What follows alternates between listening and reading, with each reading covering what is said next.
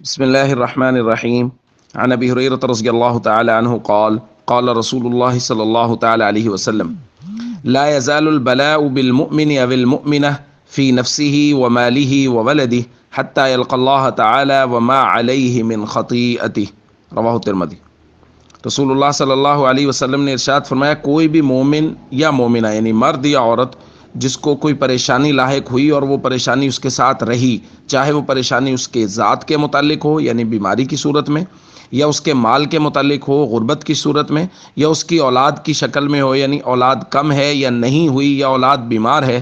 اور اسی پریشانی کے ساتھ وہ اللہ سے جا ملا یعنی دنیا سے چلا گیا، فوت ہو گیا بیماری لے کر، مالی پریشانی لے کر، تو وہ اللہ سے، اللہ کے نبی فرما رہے اس حال میں ملے گا کہ اس کے اوپر کوئی گناہ نہیں ہوگا، وما علیہ من خطیئتی۔ دوستو، یہ درخواست کر رہا ہوں میں پچھلے کچھ دنوں سے کہ مال کی پریشانی، اولاد کی پریشانی یا بیماری، ہم خاص طور پہ بیماری کی بات کر رہے ہیں، یہاں ساری چیزوں کی صراحت آ گئی کہ وہ پریشانی مال کے متعلق ہو یعنی غربت ہے، مال ہے ہی نہیں یا بہت کم ہے جس سے فاقے ہیں، 2 وقت گزارا مشکل سے ہو رہا ہے، کھانا مشکل سے بن رہا ہے،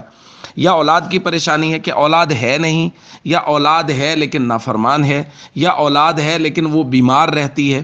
تو ان تمام صورتوں میں اللہ رب العزت گناہوں کو مسلسل معاف کرتے رہتے ہیں، یہاں تک کہ وہ قیامت میں اللہ رب العزت سے اس حال میں ملے گا کہ اس کے اوپر کوئی گناہ نہیں ہوگا۔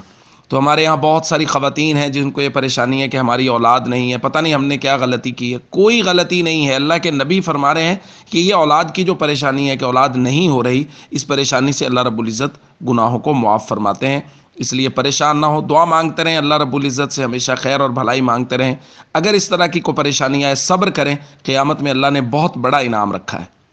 السلام علیکم ورحمۃ اللہ وبرکاتہ۔